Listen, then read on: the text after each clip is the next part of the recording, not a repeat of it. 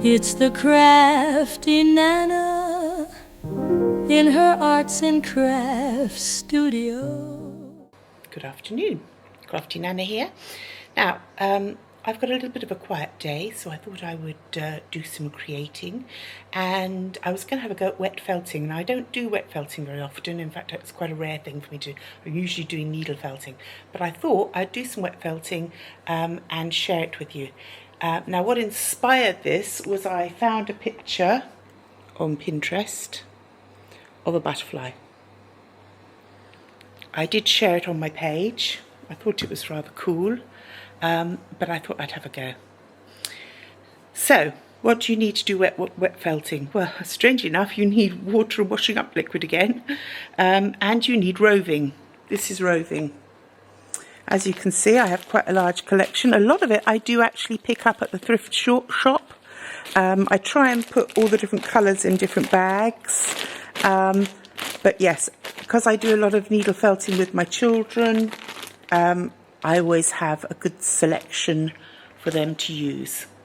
So, now, the main thing with this is I'm working on bubble wrap. Try not to pop all the bubbles, just because that's naughty, because I need the bubbles in it.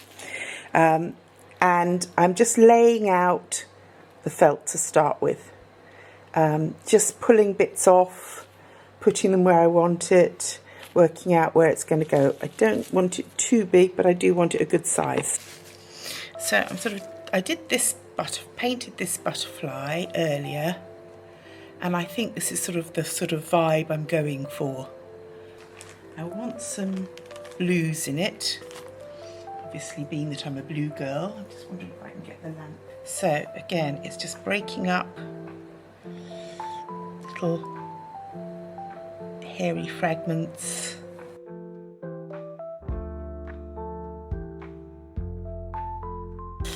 I've got some rather pretty mixed, sort of stripy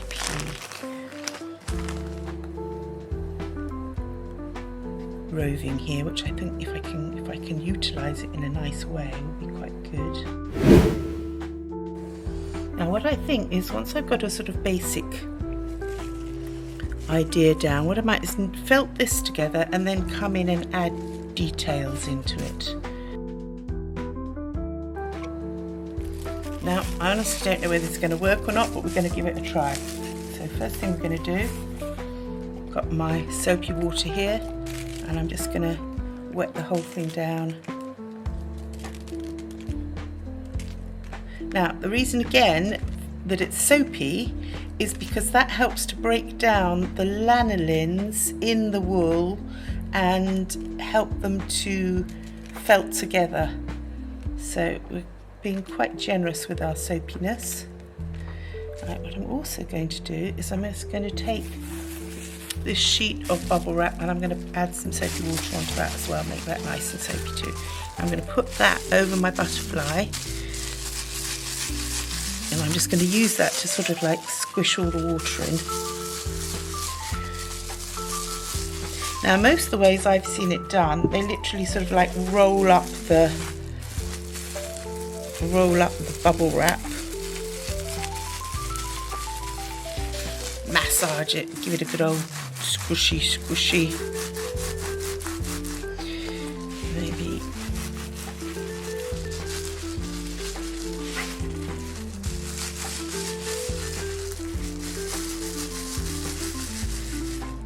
go the other way as well.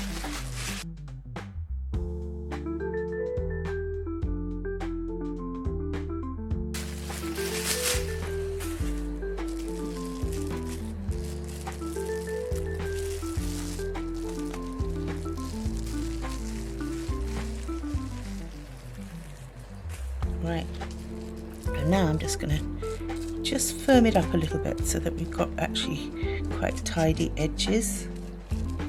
Maybe put a few little shapy bits in. Now I notice that on this piece here I've actually got a hole, so what I'm going to do is I'm going to take a bit more of that's a turquoisey one, isn't it? A bit more of a turquoisey one.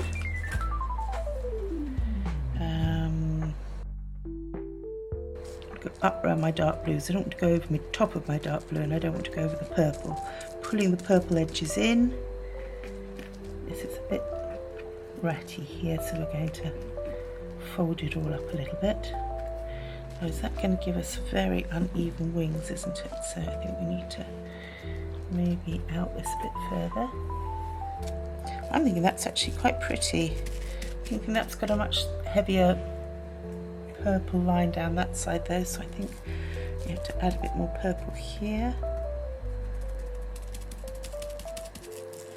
Bring it around the bottom. Quite nice to do like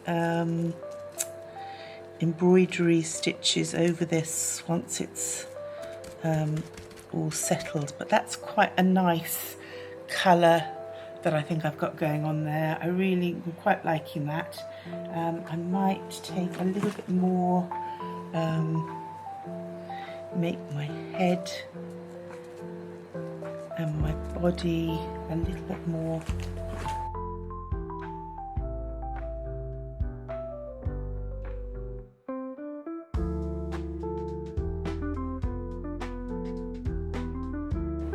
I hope he does this on fast forward so you don't have to get bored to tears. Right, I'm fairly happy with that. I'm just looking to see, I quite like those white lines, so I'm going to add a little bit more on this one as well.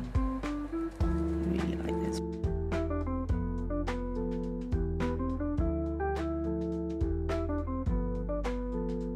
It's just as easy that literally you're painting with wool. Painting with roving, unspun wool. A bit of that green around there as well. We don't want any holes, and I just noticed that's quite thin there as well. So I'm going to put a bit of this in here. It's nice and soapy, so everything's just literally getting all nice and soggy in there.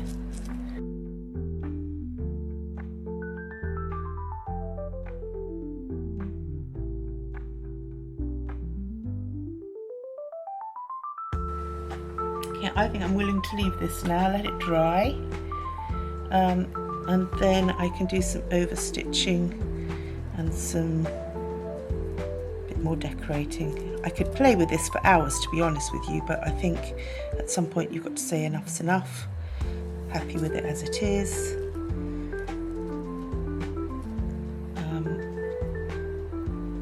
Yeah, and I might just pop me a bit of wet soapy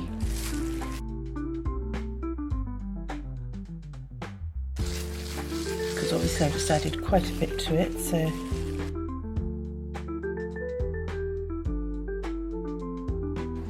gonna let that dry. Turn it around so you can see it the right way up. You've been looking at it upside down, bless you. I'm pleased with that. I think once that's got some little bits of detail and thingy on it, I think it's quite a nice little butterfly. Okay, so first thing of today done. I have a whole list of things I want to do today whilst nobody's around. Okay, so my next experiment is, I've had this kiln, a microwave kiln, for quite some time. I haven't had the courage to use it because something getting that hot scares the shit out of me. You have to put special heat pads underneath the glass. So I've just cut one because all of mine are square and bigger, and I want this to fit properly, so I've cut it to size. Now I've just smashed up a bit of trip glass because it's got the beautiful iridescent on it, but I didn't want a full piece. So what I'm going to do is I'm going to start off with a piece of that on my kiln, and I think I might use a little blue piece there with a bit of that same on the top, and then I might use, I've got a whole box full of bits of glass here, so I think I'll probably just use a piece of plain glass. Difficult, there's so much here. I'm not sure you can even use mirror, to be honest. Yeah, it might just be a piece of plain glass. Okay, I'm just thinking that I probably need to clean this actually before I put it in, because if it's dirty it might not fire well. So I'm just going to go and clean this. I shall put this all together, put it in the microwave. Just hope I don't set anything on fire. I've got my heat-proof gloves ready. I'm going to go for it. So even with my trusty fire spray in case anything caught on fire, I'm just wimping out. I'm wimping out. Every time my microwave was making noises or the smell of burning or anything, I just decided I'm not cut out for doing things that involve electricity and heat on my own. So I wait until somebody else is around. I don't want to have any accidents. This is a rented house. I don't want to burn it down. So I'm chickening out on that one. But at least I tried, and I now know that it scares the living daylights out of me. But you know, that's all part of trying things, isn't it? Okay, so having given up on that idea, I'm doing another one that involves some cooking.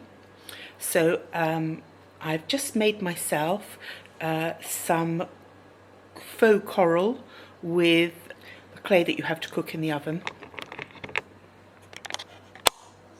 So I've made some little branches of coral and some coral beads and a coral drop. I'll have to drill these ones once they're cooked. These ones I've put onto pins in the hope that they'll do okay. This is the sort of inspiration that I found on Pinterest. I have a coral rose that was on one of my mother's antique pieces, and I thought it's such a shame not to have that in anything. So I thought I'd make these pieces, because I've used up all the pieces of real coral I had, but they were much chunkier, much heavier pieces. So I've made these ones up because one of my students was using the clay and they didn't use it all up, and I had some left over, so I'm going to have a go. And whilst I'm doing that, I'm also going to, I've got some silver Fimo leaf, and I'm going to add that into some turquoise and blue clay that I have here, and see if I can make some sort of faux turquoise funky type stuff that I could play with. So do that. If you're experimenting, you might as well experiment, that's what I say. Okay, so I'm going to get on with that. I'll show you how it goes. I'm thinking that's quite pretty. Silver definitely shows up. Definitely nice colours. We could make a couple of beads and a cabochons for putting in bugs or whatever. Give it a try, see if it works. Not quite sure yet, but I'm quite liking the mix. Very marbly, very sparkly. I'm going to make up a couple of cabochons and a couple of beads and see what we end up with. So it's getting a bit late now. I think I've done quite well this afternoon. So I've just put together my mother's old broken bits plus the bits I've just made. I'll probably put something a little bit chunkier in there as well, maybe some bronzy bits. But these are all real pieces of carved coral. It seems a shame not to use them. So I'm going to go for it. And these are the other bits that I made. Just some fun stuff to play with. I want to have a go at trying to make this colour. So that should be interesting. Just working on a little sparkly metallic moth. I saw somebody's artwork and I just thought that is so beautiful, I want to have a go.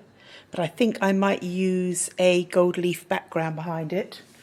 My butterfly is still drying. I did go in from the back and fill a couple more holes. You can see there's still little bits that are rather thin.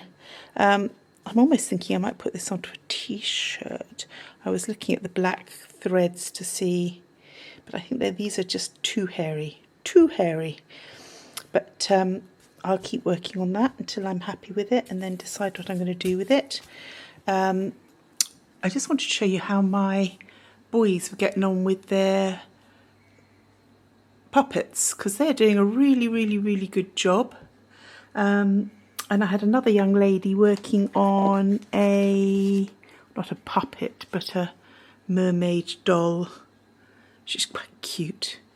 Sassy. It's definitely a sassy doll. Sassy mermaid. She's got a bit more to do on it, but it's looking cool. I really love it when I give them the chance to try all sorts of things and they embrace it and they really get involved and they thoroughly do it. Crafty Nana seems to be lying down on the job. We just leave her there. Yes, so I think that's been a fruitful day, even if I didn't do the one thing that I really wanted to do because I chickened out. Can't always be brave. You just can't always be brave. I mean, I did try, but scared me. Even as I said, with the fire deterrent stuff in my hand, I was still very nervous. I don't want to blow up my microwave. I use it a lot.